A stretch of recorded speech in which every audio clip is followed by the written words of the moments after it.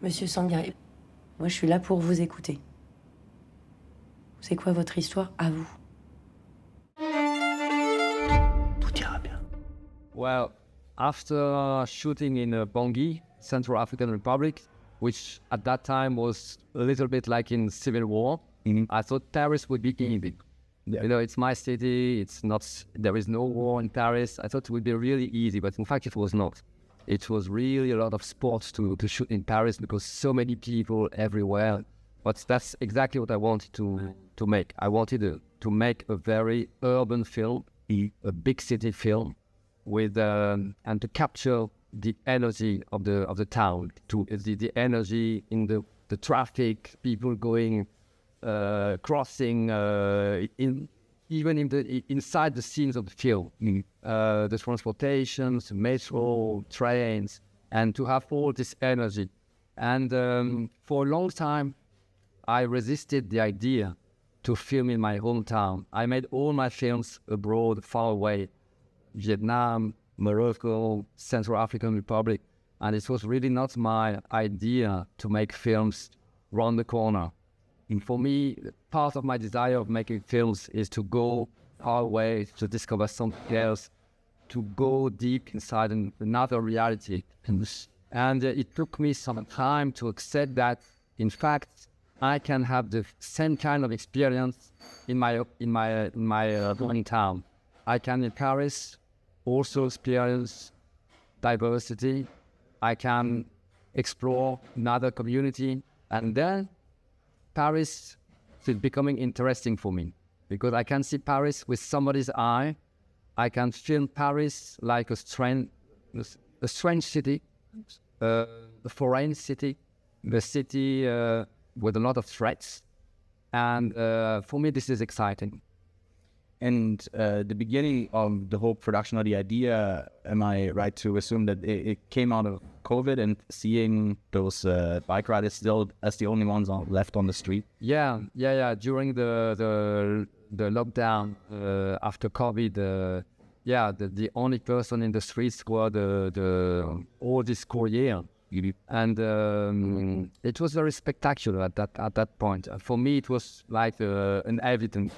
This is the subject for me, because it's so important to tell stories about those immigrants, and not just to make documentaries, not just to have political speeches, but to tell stories, real stories with characters, fictional stories, to make really cinema with those characters. And is that one of the reasons why you gravitate towards non-actors and over actors in your films? Yeah, I really love to work with non-actors. I think it's all the process, but from the casting to the point where we bring them to the set where we shoot is very interesting, because during the process I train them, and it's very interesting to train them. But also I try not to transform them. I try to keep what I think is precious in them, what I saw during the casting. I try to keep this, to preserve it, not to spoil it until the shooting. And in the same process, I also learn a lot. And I see myself as a learner more than a director. In fact, of course I direct the actors, but I direct them while learning a lot from them. And before the shooting, we did a lot of rehearsals. We made rehearsals with all the scenes of the film. And during that period, it was a time where they learned a lot about how to act, but it was also a time where I learned a lot about how they should act the scene, how they could act the scene. And during this rehearsal time, I adapted the script to the way they are. And this is the only way, I think, to work with professional actors. If you give them a script to say, okay, just learn this and come back and we shoot, it's impossible. You will not have a good result with that. You have to adapt the script to what they are. And this is what I think is really interesting with work with non-professional actors, is you take them because they have something in common with the characters they will play, And you learn from them. I heard you describe the experience of working with non-actors as welcoming the singularity. And I think it pairs very nicely with migrants who aren't really seen as the singular, always as a collective. Was that another thing that like added to you working with them, to like be able to let them tell their own stories? When I meet the actors, when I meet the people who will act in my film, I adapt my script to them. And for example, Abu Sangare, who plays Souleymane, I took a lot from him to put in the script. For example, his relationship with his mother. This is the story of Souleymane. This is also the story of Abu Sangare, the actor. Many things. And with all the actors, not only the leading part, all the actors, I take from them. Because, for example, if there is a scene where people from Ivory Coast and people from Guinea are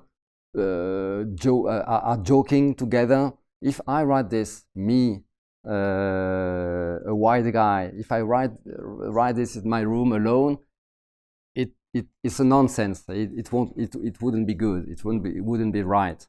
So I do it. I search with them the best dialogues, and I adapt the situations that we need in the story. I adapt them to the way which seem just for them. Mon ami, encore. Continue d'avoir un compte. Ça va, t'es pas trop fatigué? 115 Paris, bonjour. C'est pour avoir une place pour ce soir, s'il vous plaît. And then in your casting process, Aline Dalbis helped you cast, and you went into communities to meet with them, and then had a larger casting later on. Did some of those people that you met also appear in the film as well? No. Finally, we tried to, but finally the people who gave us information for the writing were not in the final casting. Sometimes the people who are the good storyteller are not the best people for acting. Yeah. Different qualities. And you worked with a rather small crew most of the time, shooting in Paris, right? Other than maybe some of the the bigger scenes with extras. In fact, we shot with different crews.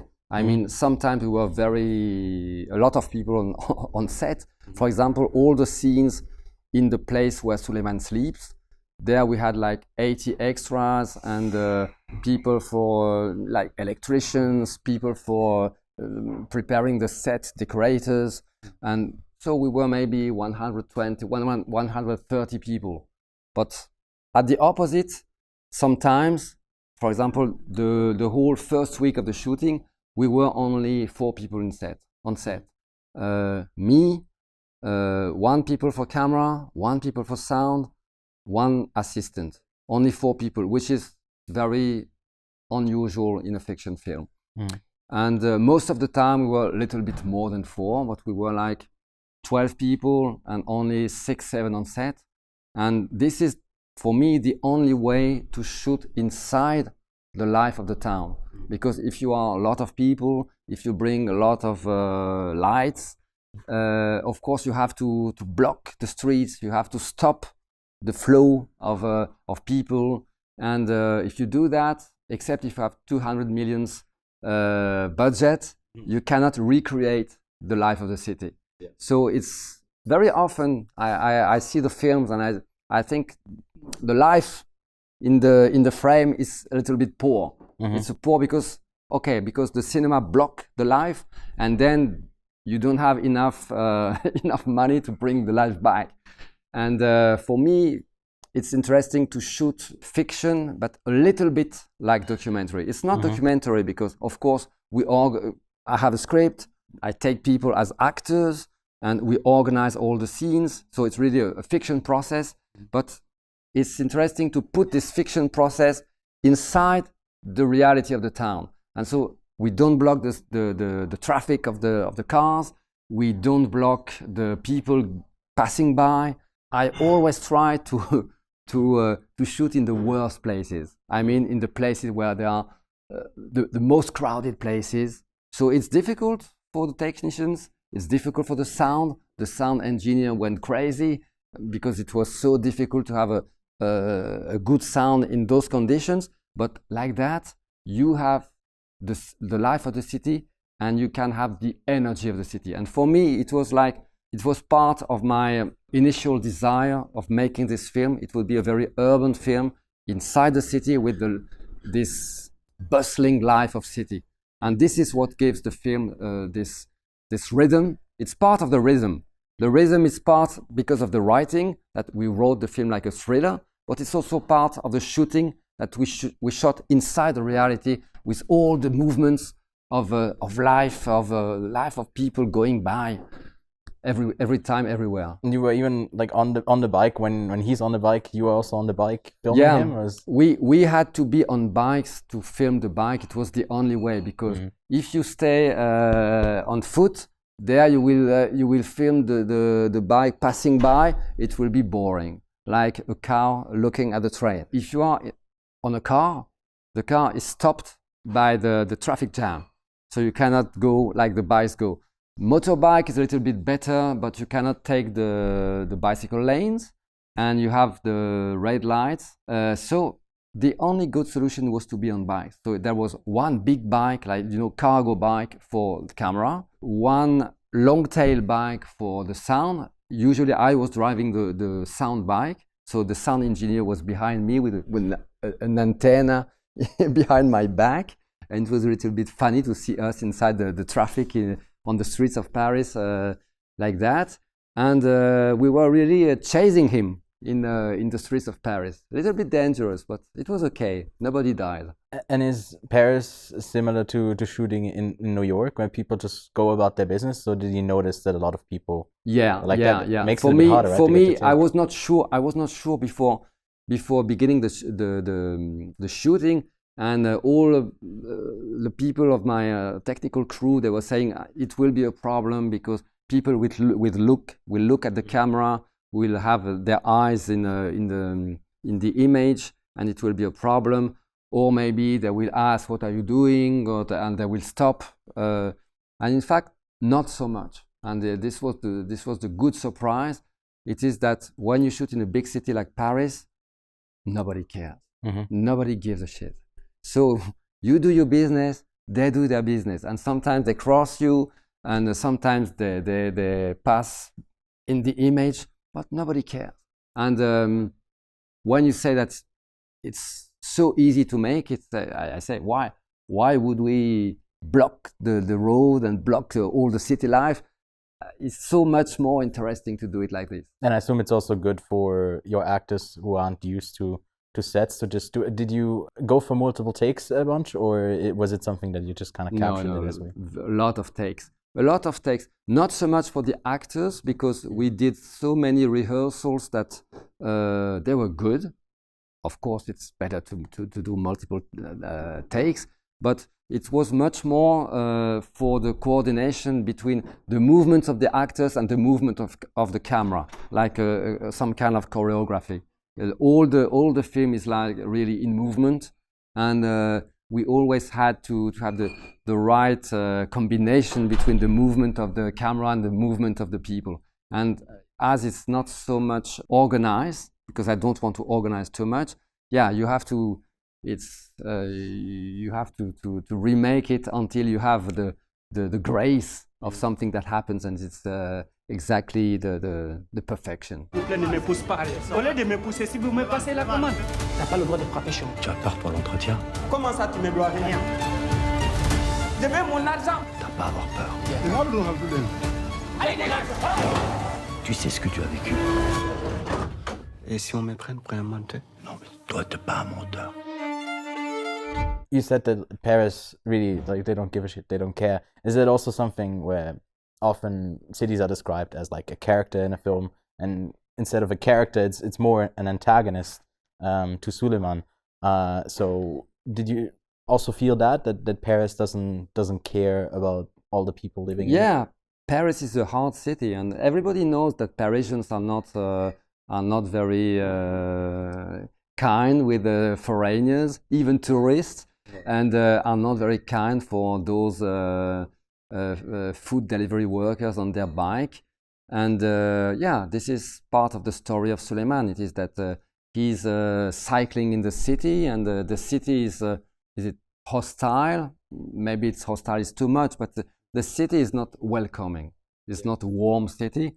And that's also part of the aesthetic of the film. Very gray and blue. It's harsh. What I also found interesting in a time with political turmoil and everything going into polar opposites when it comes to that, to make the choice to have him lie at a point, to like ask a bit of media literacy from your audience, I think is a change of pace, when often in the genre it's like we make our lead characters go through heinous things and then we accept them to be like, okay, now you're worthy, that you can get your citizenship. And here, this is a bit more nuanced here, that it doesn't need to be that extreme. Was that also something that like you were focusing on too? Yeah, for me, the liar in fiction, the liar is always more interesting than the character who tells the exact truth, because there is always a part of mystery in him. You don't know what's true, what's not true, and you are searching for the truth of the character. It's not given from the beginning. And also there is a suspense for the liar, because if you lie, maybe you can be discovered. Even in terms of politics, I think it's more interesting to depict this character who is not the perfect asylum seeker with a perfect story, which will have his asylum as granted. It offers the audience more questions, and I prefer films which offers question than a film which offers answers or speeches. And a lot of questions. The main question is, what should we do with all those people who are here for a reason? They don't come because they just had the idea on the morning, oh, I should come to Europe. No, they have reason, and very often dramatic reasons, but their reasons maybe are not the ones that could get them asylum. And what should we do with all these people? And I like that the audience comes out of the film with questions. And since it's screened in Cannes in Un Certain Regard, you've gone on tour with introductions to this film, including here in Zurich as well. Was there any question that came your way from an audience member that you found interesting? A lot of people in the audience ask me is, okay, Souleymane will have his documents or not? Why is the end of the film so open? I want to know if he will have documents or not. And I always answer, I don't answer to this question. If I make the end as an open end, it's not to answer now to say, okay, I will tell you the truth. He will or he will not have his documents. So it's interesting that this open end seems difficult for some people in the audience. That they want to know, but let them be like that. And another big choice is to not have music in scenes, especially apparent is towards the end there in the interview. Was that something from the start that you knew that you wanted to be like us? From the start. From the start, I knew I wanted to make this film without any original music. Only music that comes from, for example, from a restaurant. When he enters a restaurant, there is music inside, but no external music. For me, it was very important from the beginning. First, because of my desire to make the film as realistic as possible, so nothing artificial. Yeah, there is always artificial things in films, but let's try to do it as simple as possible. I wanted this film to be as simple as possible. The script, very simple, with a kind of straight. Everything very simple, very straight. And no music as part of, no artifacts. And in fact, when I decided not to have music, it was very interesting because it opened a very large field of researches on the sound. And because there is no music, we can have a whole research on how to make the sound like music. I mean, the sound of the city is not like is not just for like to say, okay, this is the city, this is the street, this is the restaurant. It's not only illustrating the locations, but it's here to give the audience very strong sensations. And usually this is the work of music. Usually the music gives sensation and gives feeling to the audience. And because I bring the music out, then we can work on the sound to give the audience the same kinds of sensations, but more pure, more simple. It also adds to the rhythm, I think, and to the thriller side of the movie. That because a lot of the anxiety of the film, and there is a lot of anxiety. I want it to be like a thriller with a lot of anxiety for the audience, and a lot of this anxiety comes from the sound. The sound is so brutal that sometimes we are afraid that he could fall in the street or have an accident, but usually this is the effect of music to bring anxiety. If you see a horror film, it will come from the music, 80%. And here it's from the sound. And if you were to, once people are done with watching your film, and then also have asked their questions, if it were a film that you feel like would pair up nicely with L'Histoire de Souleymane? Oh, it's not easy. When I was in the writing, I watched again and again the Romanian films, like 4 months, 3 weeks, 2 days, or the death of Dante Lazarescu, those kind of film, and especially 4 months, 3 weeks, 2 days. It's a very simple film, very realistic, on a very simple story, and yet it is written as a thriller. It is written as a thriller, but in the same time it's really deep inside the Romanian reality. And I like this mix of thriller and realism. Well, thank you so much for your time.